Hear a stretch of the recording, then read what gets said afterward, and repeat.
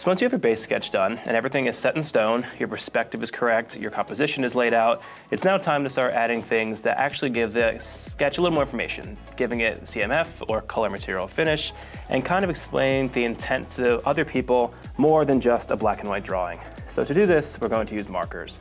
So markers are a way to add color, but which is also a way to actually represent materials. So for this building, I'm going to have a more or less black corrugated metal outside with a wood deck and then a polished concrete floor. So with this, we're going to use a lot of neutral blacks and grays, and then some more warm orange, brown, and wood colors. So whenever I have a sketch that's to this fidelity, I think about my light source. The light source is going to heavily dictate what each side looks like and how dark it is. So for this one, I'm going to think about something that is, how can I actually make the front of this the most important part? And a big thing to do is by picking a light source that makes the faces that are most important the brightest. And that's something that goes back to having contrast. Contrast on a page will always make things pop, and having light areas next to dark areas will make the whole sketch actually jump off the page and seem much more dynamic. So for this one, I'm going to pick a light source that is coming directly down from the front. So these faces are going to be the brightest, these will be second brightest, and then the ones in the back that you can actually see are the darkest. So for this one, we're actually going to have something that is probably, we'll say it's about, I don't know, mid-afternoon. So it's something that is going to be pretty normal, nothing that's too crazy. But whenever I do this, I always start by thinking about when the light source hits each side, what is the lightest color that is going to make? So that is thinking about the areas that are not in shadow at all. So if we're saying that the exterior faces of this are black steel, we're going to think that maybe the brightest part would be maybe a C6 or a C7. So to do that, I'm going to use some markers.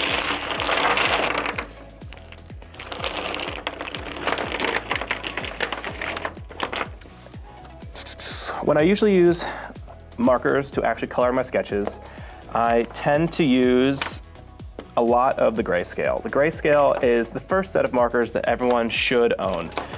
Whenever you have a marker, you always want to think about it as not having one color, but having lots of colors you can build on top of each other with. If you only have a basic set of markers, like one red, one green, one blue, you're only going to be able to use that one color. When you only use one color, things come off as very, very flat. But when you actually have one color in a family, such as grays, which right here, I have, just from what I can grab in front of me, a bunch of different versions. So now I can use these to make things lighter or darker and actually add value. But the same goes for other colors. For example, orange and yellow. Just grabbing a few. Now when I go to have something that is this color, I can use all these markers in combination to actually make something seem like it is darker or lighter by using different colors, giving it a much more dynamic feel. So for this one, we're going to start with grays. Grays are by far the marker I use the most. And we're going to think about what the lightest color is for each face. So I already identified the light sources coming down from the front and hitting this. So I'm going to go through and actually start adding the color in. But one thing to think about is always adding a bleed page under your sketch, because these markers, when they're new, are very juicy and they will bleed through your page and potentially stain another sketch that's below it. So for this one, to make sure it doesn't happen, put my bleed page under it, and then I'll start adding it in. So I'm looking at this as a coloring book. I now see this front face is completely encapsulated by the thin lines added before. And I usually like to start by just adding a boundary of whatever that lightest color is. So that way later when I go and add the more substantial thick line strokes of the marker, it feels nice and clean. So this is something I like to do, kind of akin to taking the bucket tool in Photoshop and just completely filling an area. So to do this,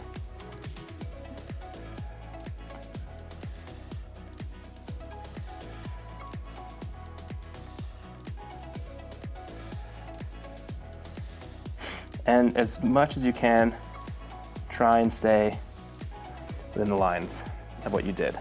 So that's section 1. Now this guy, this single face is also in direct contact of that light source. So it is going to get the same color. So markering really comes down to just breaking the object up into faces and in what direction they are all going, so that way you know which ones can get what color based off of your light source.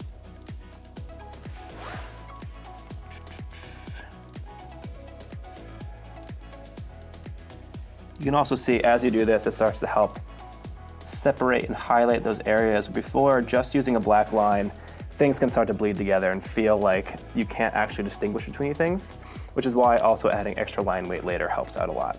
So that is everything in direction 1 minus this guy. I'm gonna add now. And try and fill it all in. Try and have something that's pretty saturated so that you don't see all the extra little markers starting at ending points, because when it starts or it ends, it intrinsically kind of slows down, so you'll get a little bit of pooling. So if you go back and try and fill in the areas in between the pooling, it'll actually look more consistent over time. But now that I started with C6 for here, I want contrast. I'm just gonna make it a little darker. I'm actually gonna go on the side and use a C8, since I'm saying that is not in the direct path of the light source. So now you can see, even though I want this to be black, the part that is in direct light is going to be lighter, because that light is actually going to make that color appear lighter. But on the side, since it is getting less sunlight, it is going to come across as darker. But something that's good to think about is that everything, even when it's in shadow, is going to get some light. You're never going to have a pure black. It's because things are always being reflected. There are clouds, there's water, there's other things in the environment that are going to keep that object from becoming pure black. So never use complete black right away unless you really want that for some specific effect. Always save black for later, because that is something that will help you decide what areas are missing contrast, and you can put those in. But for right now, this will look pretty subtle, and it's the kind of thing that might not look very impressive in the beginning, but just keep in mind, it all takes a little bit of time, and it will all come together as the sketch progresses. These sketches usually don't look super cool or great until the last few steps. That's when they really come to life. And don't worry if you miss a few spots, you can actually make it look pretty interesting. And now this face, this little edge of this beam is also in the same plane.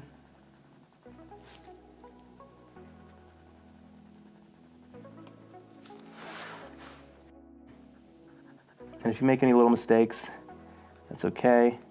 Everyone's hands jump around a little bit. We're gonna come back and fix those later.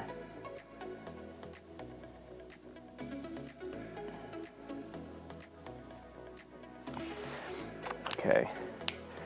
So now, one thing I'm actually going to amend from before. I said that these front faces were the lightest ones. I'm actually going to use one that's one shade lighter for the roof, because that actually would be getting a slightly more straight on interaction with light. So I'm gonna go do my nice little outline. And it's always nice to start with light markers and work darker, because you can always fix a light color. You cannot fix a dark color. It's the same thing as if you're cutting a piece of wood. You can always cut more, but you can't add it back. It's the same thing with dark markers. Once it's dark, you can't make it lighter very easily. So always make sure, just to be on the safe side, you start light and work your way up to darker shades over time. So for this one, I'm gonna show you guys a C5 in extra wide, just to save myself some time. So now that we have this base color down, we have C6, C5, C8, I'm gonna go ahead and pick the color for the actual wood on the deck. So for that one, I usually like to do the same thing where I pick a light color. For this one, I'm going to either use a light peach Prismacolor or a, where's it called?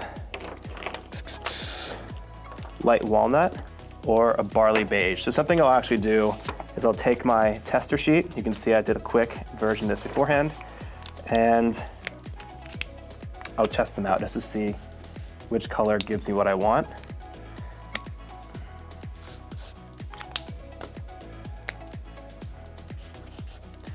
And for this one, I think I'm feeling the barley beige. Having something that's a little warmer is going to be a nice contrast with this really stark gray, kind of industrial looking exterior.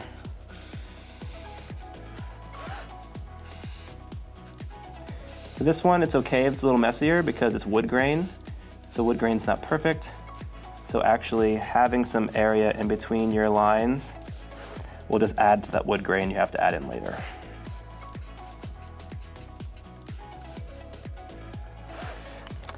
And before, I specifically left this area out because we know this is going to be glass. So when something goes through glass, I like to actually make whatever color that is coming next to it that's not behind the glass dark, and then seeing through it to the same material a little bit lighter, just to really hit home that that is something that is behind a pane of glass, which is picking up reflections from the real world.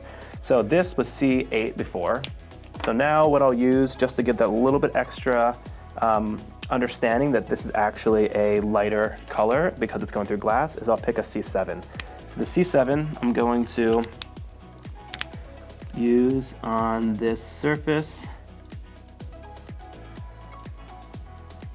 So it's not a huge thing, but like I was saying before, a lot of the techniques that I use are all very small things I've picked up and developed over the years that individually don't do a ton, but together really make your stuff come to life and seem much more realistic.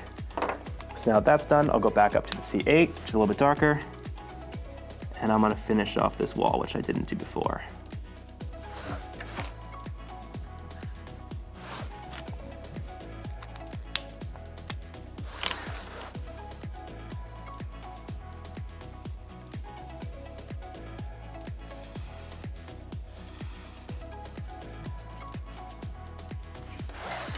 Cool. Okay, so from here, I'm noticing the places I forgot. Right here is another C8 line. And that's where patience comes in. It's basically just slowly pulling together what lines need to go where, making sure you're very careful with putting the right ones in each spot. And you'll see over time how all this slightly contrasting line work will really come through and make this whole thing make sense. Okay, so then this guy, we're saying the C5, because you see it from the top down. And then the same deal for the edge of this. So don't worry about shadows yet. We're going to add that in based on our light source. Right now, we just want to make sure everything is color blocked and filled in and has the actual base color we want to build everything else off of. So once this is done, the exterior is more or less finished. Now I want to go back and start work on the interior. So this face right here is the same deal as before, where since it's inside, this would have been a C8, but since it's looking through glass, I'm actually going to step it down another one and use a C6. So it looks even lighter. And the ones in the back, I usually like to use even lighter things in the back, just so that it feels like it has depth. So these are going to get a C3, just enough just to show that they're black, but they're not really calling a lot of attention to themselves. And I'm actually looking through it, and the C3 is too light, so I'm going to go to a C4. But a lot of what this is just knowing what materials do, how they behave, and then being able to represent that in your actual drawings. So from here, the same rule applies. Before I used the barley beige for this, and I know that the light peach is lighter, so the rest of the wood through the glass is going to get the slightly lighter treatment. And right now it looks dark, but it will come across lighter once it actually dries. That's something that's also good to think about. If you're new to drawing, always let your marker dry first, because if you don't let it dry, you might think things are actually darker than they are, and you want to see what the actual ink looks like when it's dry and not wet, because when it's wet, it comes across a little darker, and that might actually change your perception of what it should look like. Okay, but the last thing I'm going to do is pick one even darker color. I'm going to use a C9 for areas that are under the light. So like this one is actually underneath most of our house. So it's going to, and so is this. So these are going to get a really dark line. And so is right here. And then following the same rules as before, since this is through glass, this area is going to be dark, but it's going to be slightly less dark than the rest. Okay, so once this is done, basically what's left to do is the interior. So now I'm looking at this, and this is a building that I designed as a space, but didn't think too much about the interior. So this one is going to be blank. I'm going to pretend it's kind of like a new home someone can move into. So this place inside is basically going to be pretty stark. And what I'm going to do is basically give it a polished concrete floor, which I'm just going to use a really simple C3 for. And since it's a very long space, I'm going to use my thicker marker. And this is a spot where it's okay to actually be a little messy, because concrete is not going to be super smooth. It's going to have a little bit of texture and mistakes to it. And now you got yourself a concrete floor. And now I'm trying to figure out what I want this all to be. So I think for this part, I'm going to probably I'll make this guy a window, and I'll make this the ceiling. So when I'm doing this is how you can see I'm actually designing it as I go. So I'm trying to figure out what I want it to do. And for this one, I think this interior of the roof should probably match the exterior. So like I said before, as much as you can, try not to jump around. But if you have to once in a while, it's okay. So for this area, I'm going to actually go back and add a few lines. So I'm going to take a light marker, similar to before, and just kind of give myself a few guidelines so I know the direction. And that's going to be the interior of my roof. So for here, I'm not going to give it as many lines. I'm going to say it's basically the seams where the actual strips of corrugated metal come together. So I'm only going to do a few of them. But it's still going to help fill in that space, give some visual information, and pull the whole sketch together.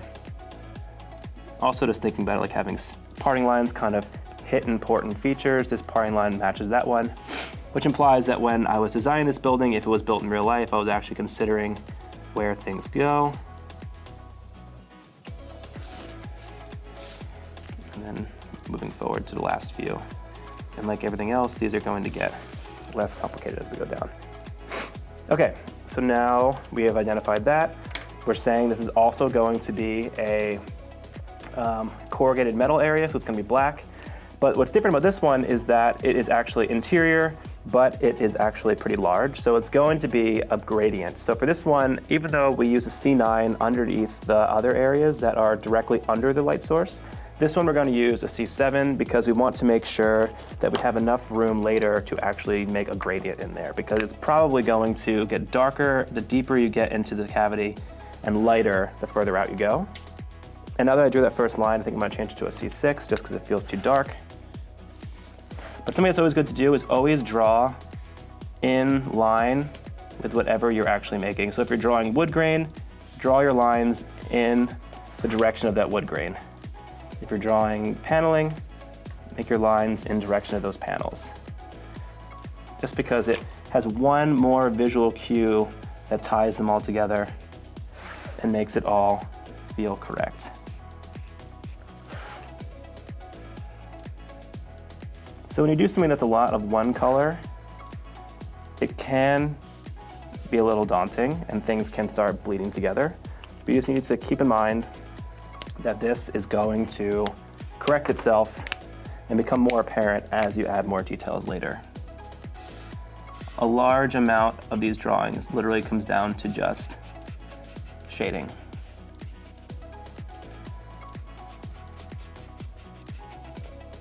Okay, so now from here, I'm going to add one more line, kind of saying there's a beam right there that separates this backsplash from a window, and the backsplash is going to be a light concrete as well. So this is going to get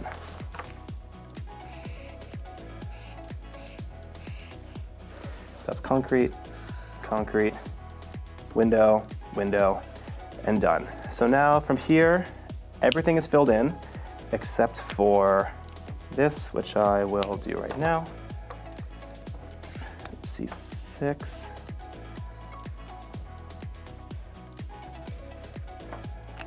And then C8. Be very careful with the darker ones, because those are the ones that you can really see the mistakes when you make them. And then I know I want to have this wood be a color as well, but I think I want to make it birch, so I'm actually going to leave it be and do it later. Okay, so this was basically the coloring book I was talking about before. Now that you have everything filled in, it looks a little messy, it's not perfect. This is where we're going to start actually adding the contrast and the shading that's going to make it come to life. So we said our light source is coming from this way. So since we're doing that, I'm going to give it a little bit of an angle. That way you can really see the depth to these actual kind of grooves to the corrugated metal. So since we use a C6 here, I'm going to go and use a C7. And I'm going to add a nice line next to each of these very carefully, just to show that shadow. So you can see even with that one, it starts giving it much more depth.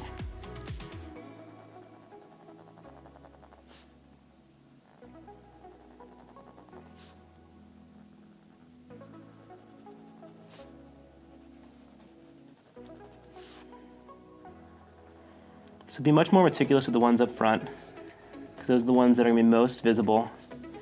And once you get through those, you can probably speed it up a little bit. And this is where you start actually getting some depth. So I'll probably do the first 5 or 6 as these super meticulous, careful ones. And then the last few, I'll just put some lines just to imply what's going on.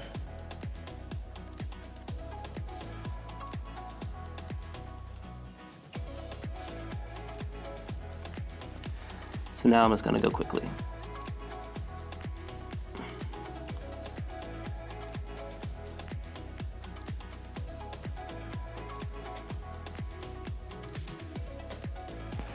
Okay, so now you can see some depth.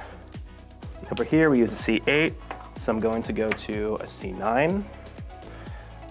Or actually I'm going to go to a black, just to give it a little bit more. Actually C9, I'll go back to black later. So the same thing goes right here.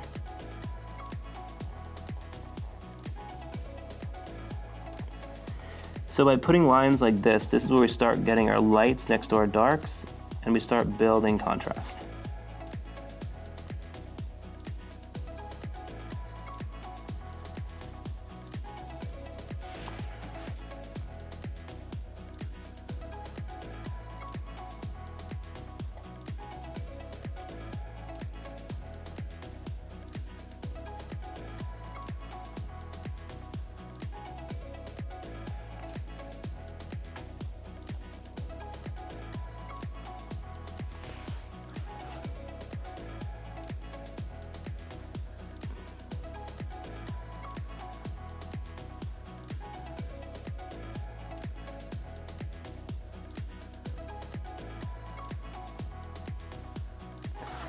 So I'm going to go back to the C8, that's because I want this to kind of blend into the background. If I make it too dark, as the lines get closer, it's actually going to get really overwhelming. So after a while, I'm just going to start doing lines, because you can't actually see what's going on from a distance. Same thing goes over here.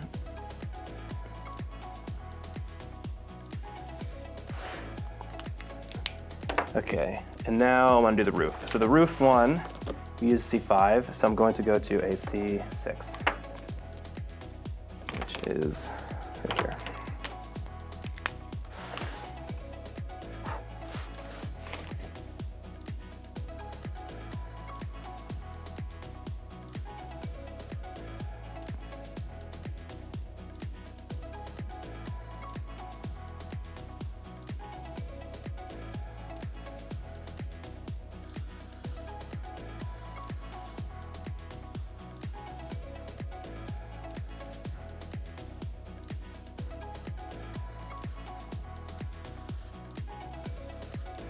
Now same deal, I'm gonna go back to a C5 because I want it to not feel too dense when I get towards the end. And then I'll just start kind of making it up as I go. Okay, and now before we were talking about this interior face, now it's gonna be darker, closer to the inside, and lighter towards the outside because this is where it's an opaque or a transparent piece of glass. So what we're gonna do is we started with the C7 right here, we're gonna get a C8, and we're going to, as deep as it goes, make it very dark and kind of feather it out, like pull it out so that way the marker kind of stops. What you want to do is then take a C6 while it's still really juicy and do the same thing but go all the way out. Since it's really saturated, it'll pick up that C8 and it'll actually start blending it. So you can use that saturatedness of the ink and the paper to actually make it feel like it starts really dark and starts actually getting lighter towards the outside. And now we're actually going to want to add a little bit under here, since that's directly under that platform. And it's feeling a bit like the gradient didn't stick, so I'm going to add a little bit of C7 back in there. Sometimes if you make it too saturated, it'll actually not work. It just kind of fades out. Okay, so that works. We're going to do something similar for the floor right here, where the floor is a C3. But now what we're going to do is we're going to start adding a hard highlight, where basically when your light source comes in, you can think of it as a lamppost. If the sun is coming from right here, as it goes down and hits things, that angle of the sun is going to cast a shadow. So if we're casting a shadow, I'm going to start thinking about how high it is. Is it noon? Is it 5 p.m.? Is it 9 p.m.? The sun's almost down. For this one, we're going to do like the golden hour, which is about 5 o'clock. So it's kind of like more or less, it's on its way down. So it's something that's going to cast a decently long shadow. So if we do that, since you're saying it's going directly this way, I'm going to draw a line in here that goes up my cabinets and basically showing exactly where that shadow goes.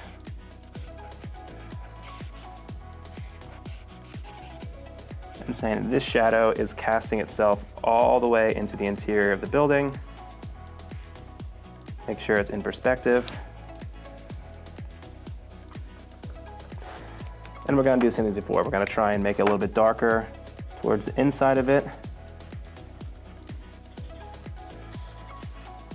And then slowly get the markers darker until it feathers out to the original light color. So that light to dark applies to everything you're going to do.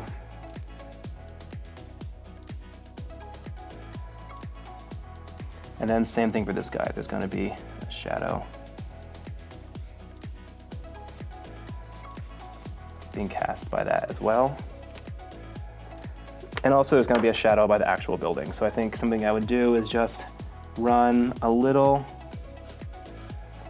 line down the side.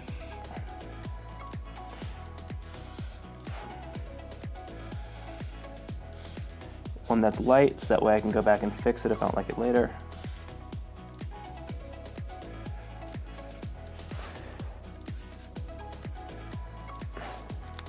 Then I'm going to take a super light marker and go over the top edge of it just to bleed it out a little bit. Okay, so now we're getting to a place where we actually have a decent amount of contrast. But once I get to this place, I'm gonna do the same thing for the wood. So we had this going on with the actual metal on top, and now the wood has to have the same amount of contrast. So before we used the barley beige, which is this guy, and now I wanna figure out what the next color should be. So I usually go from there to a walnut. And the walnut is not too dark, but it's dark enough that it allows you to have enough contrast. You can see what's going on. So for here, I'm gonna go over every single line of the wood to kind of show that there is a tiny round and that it's catching a tiny bit of shadow in between each board. So just by putting that little line right next to every single black line you used for your actual line weight, we'll start making this look a lot more three-dimensional. But I'm actually going to use the other end because this one kind of dies pretty quickly. So if you do it like this, you can be much quicker. And you don't have to be insanely meticulous. Wood grain, the beauty of it is that you can actually be really loose. So I'm actually going to go back over the original ones. Cool, so you have the wood grain done. And now we need to do one more thing where the bed on top, so it's a white sheet, the side's going to get a shadow as well. And then underneath it is going to have a shadow. So that would be more like a C5.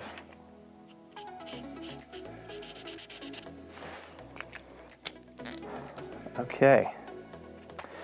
So now from here, what I would do is basically try and blend those shadows into the actual environment a little more. So before I used the C3, and I'll go to C2 just to kind of make it feel like it isn't so hard. And then right here, I'm gonna put a nice harder edge, transitioning that line onto the rocks.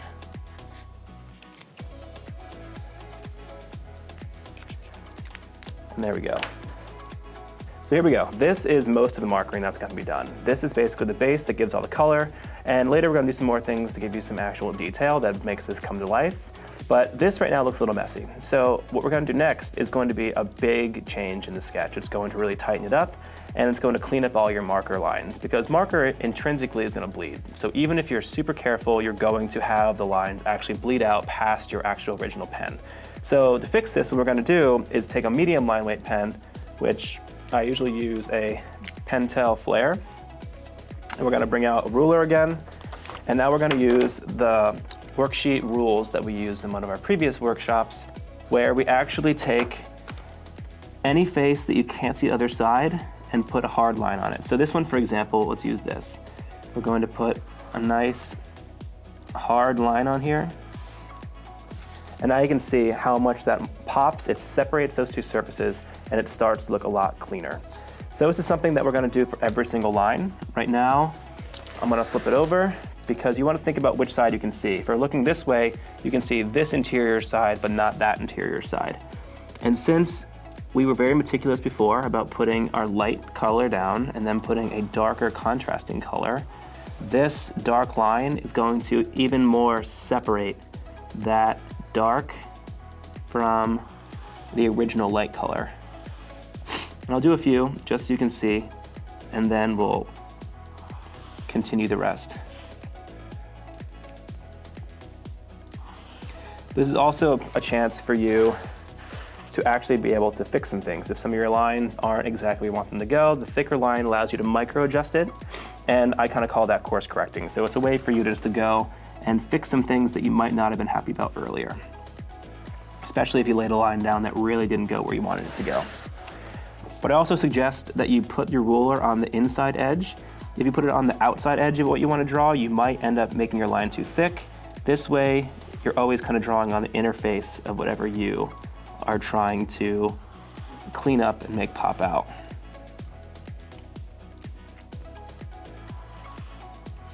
So for this guy, I would probably switch to a slightly thinner marker as I move down.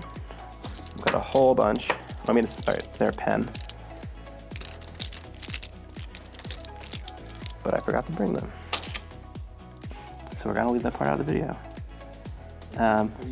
Nothing. I was gonna say, I thought I brought like a fat other marker, but this will do. I'm gonna put the white marker on it anyway.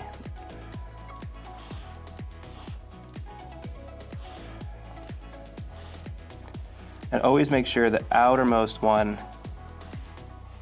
is decently substantial. So this is one more step in which we're cleaning up our lines. And when we do the next step, putting white next to these, that's when it will really start to pop off the page. So right now I'm just being super meticulous, thinking about which edges I can't see both faces that make the edge, giving it a hard line. My pen is a little dry, so I'm kind of running it back and forth a few times.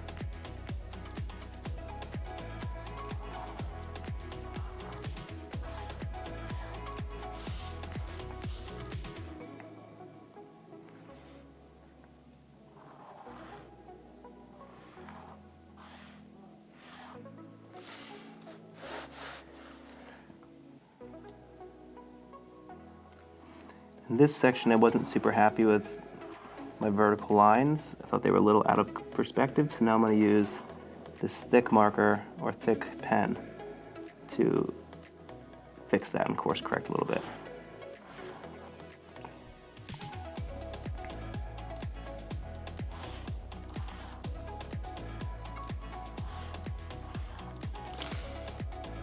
This guy, I'll get the same thing.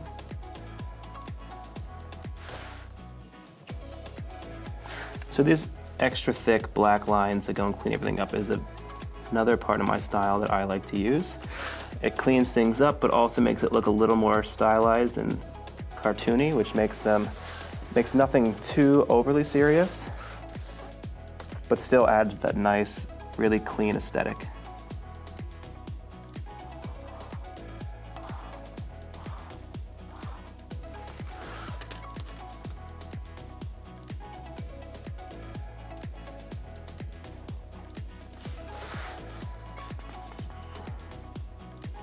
So now I have to do the same thing as the front wall, adding in all the hard lines that separate each ridge. And the top one's pretty important. The ones in the outer edge, I usually make sure I use a ruler just because they have to be super clean. I kind of actually feather them out as it goes back.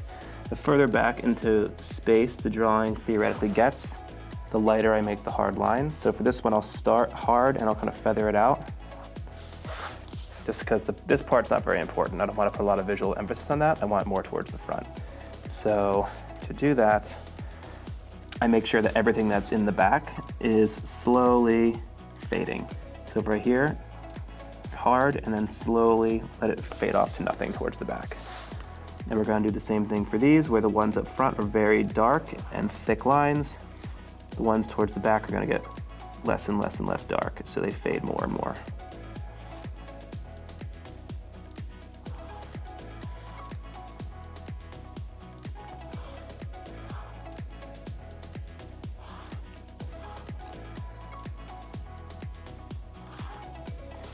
And it's all a judgment call on you, where you want to stop these lines, when you think it's actually fading enough, or if you want to do it at all.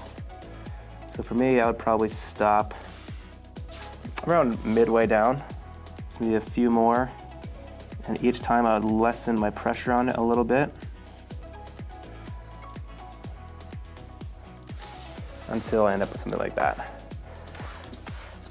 So I'm making sure I go through and get all the spots that need the dark line. This is a big one since this is separating two big faces. Because the big thing these lines do is they make it extremely visually apparent where surfaces are terminating, where they're starting. And that's something that is going to help really define what it is that you're drawing.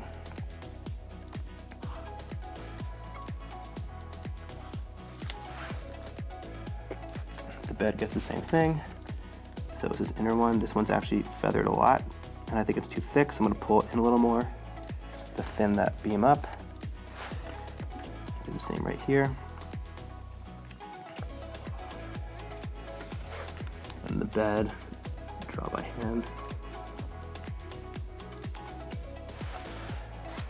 then this guy.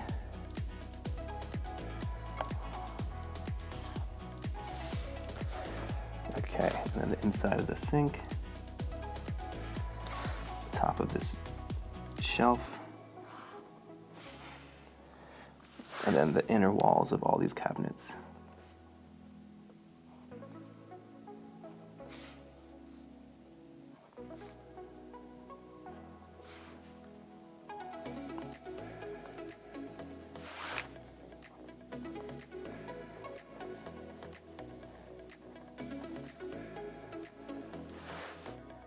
And then the wood, actually I'll get it too. And the outer edges of these rocks.